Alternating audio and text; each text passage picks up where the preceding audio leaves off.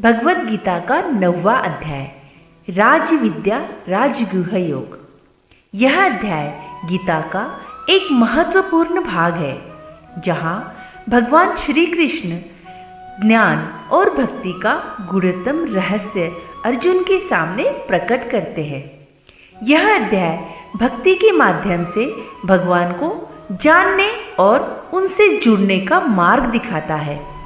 श्री कृष्ण बताते हैं कि यह ज्ञान सबसे पवित्र, रहस्यमय और मोक्ष प्रदान करने वाला है। यह उन लोगों के लिए है जो विश्वास और भक्ति के साथ इसे अपनाते हैं। वह कहते हैं कि यह संसार असार और क्षणभंगुर है, लेकिन मैं इसका आधार हूँ। मेरी माया से यह सभी प्राणी उत्पन्न हुए हैं और इसी में विलीन हो जाते हैं। इस अध्याय में श्री कृष्ण कहते हैं कि हर जगह मैं विद्यमान हूँ, हर क्रिया में मैं करता हूँ और सभी प्राणियों के पालनहर्ता भी मैं ही हूँ। लेकिन माया के प्रभाव से फंसे लोग मुझे पहचान नहीं पाते हैं। जो लोग निष्ठा और समर्पण से उनकी भक्ति करते हैं वो उनसे एकत्व प्राप्त करते हैं। श्री कृष्ण यह भी बताते हैं कि हर साधक उनके लिए प्रिय है, चाहे वह किसी भी मार्ग का अनुसरण करे। जो भक्त भक्ति भाव से उन्हें एक फूल, फल या जल अर्पित करता है वह उसे स्वीकार करते हैं। इसके साथ उन्होंने निष्काम कर्म, निस्वार्थ भक्ति और विश्वास का महत्व भी समझाया।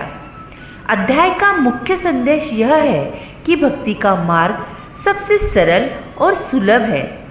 भगवान प्रत्येक प्राणी के हृदय में रहते हैं। अंततः यह अध्याय हमें सिखाता है कि भगवान के प्रति प्रेम और समर्पण ही जीवन की सबसे बड़ी उच्च अवस्था है। जहाँ अध्याय का मुख्य संदेश यह है कि भक्ति का मार्ग सबसे सरल और सुलभ है। भगवान प्रत्येक प्राणी के हृदय में और वह सच्चे भक्तों के साथ रहते हैं। अंततः यह अध्याय हमें सिखाता है कि भगवान के प्रति प्रेम और समर्पण ही जिंदगी का सबसे उच्च अवस्था है, जहाँ से आत्मा मोक्ष की और अग्रसर होती है। 9वां अध्याय ज्ञान, भक्ति और समर्पण का सुंदर संगम प्रस्तुत करता है और हर साधक को अपने जीवन में ईश्वर को अनुभव करने की प्रेरणा देता है। भगवद गीता का यह अध्याय सामान्य इंसान के जीवन में गहरी प्रेरणा और सच्चा मार्गदर्शन प्रदान करता है। यह अध्याय सिखाता है कि जीवन में चाहे कैसी भी परिस्थितियां हो, भक्ति, विश्वास और समर्पण हमेशा साथ रखनी चाहिए। श्री कृष्ण बताते हैं कि भगवान को पाने के लिए भव्य पूजा या बड़ी साधना की आवश्यकता नहीं है। सच्चे मन से ही की गई भक्ति, चाहे वह एक फूल, पत्ती, फल या जल के रूप में ही हो, भगवान स्वीकार करते हैं। यह साधारण व्यक्ति को यह सिखाता है कि ईश्वर के प्रति प्रेम और भक्ति में दिखावे की आवश्यकता नहीं है। सच्चा भाव ही पर्याप्त है। यह अध्याय हमें विश्वास दिलाता है कि भगवान हर समय हमारे साथ है। जब हम खुद पर भरोसा खो देते हैं या दुनिया के प्रति निराश हो जाते हैं तो यह समझना कि ईश्वर हमारे कर्म और प्रयास को देख रहे हैं, हमें आत्मविश्वास दे रहे हैं। श्री कृष्ण हमें सिखाते हैं कि यह संसार अस्थायी है और भौतिक गुणों से भरा हुआ है।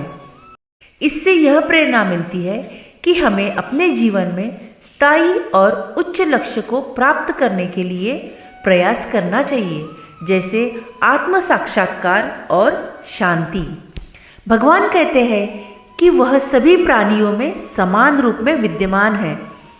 यह विचार हमें जीवन में समानता, सहानुभूति और करुणा का पालन करने की प्रेरणा देता है।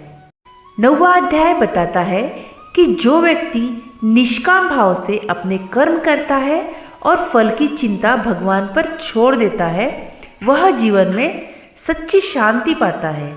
यह संदेश हमें जीवन को सरल और सकारात्मक दृष्टिकोण से जीना सिखाता है और प्रेरणा देता है। 9वां अध्याय हमें सिखाता है कि जीवन के कठिनाइयों के बावजूद भी ईश्वर के प्रति अटूट विश्वास, सच्ची भक्ति और कर्तव्य पालन के माध्यम से हम आत्मिक और मानसिक शांति प्राप्त कर सकते हैं। यह अध्याय जीवन की सही दिशा दिखाता है, जहाँ भक्ति और कर्म के संतुलन से मोक्ष की प्राप्ति होती है। भगवद गीता का 9वां अध्याय यहीं पर समाप्त होता है। हमें उम्मीद है कि यह अध्याय से आपको गहरी प्रेरणा और मार्गदर्शन मिला होगा। ऐसी ही अद्भुत आध्यात्मिक और पौराणिक कथाओं को जानने के लिए हमारे साथ जुड़े रहे।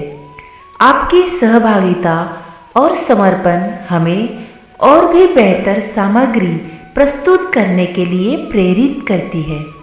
अगर आपको यह वीडियो पसंद आया हो तो जो इन्फो हब चैनल को लाइक, सब्सक्राइब एंड शेयर करना ना भूलें। आपका साथ हमारे लिए अनमोल है। जय श्री कृष्ण।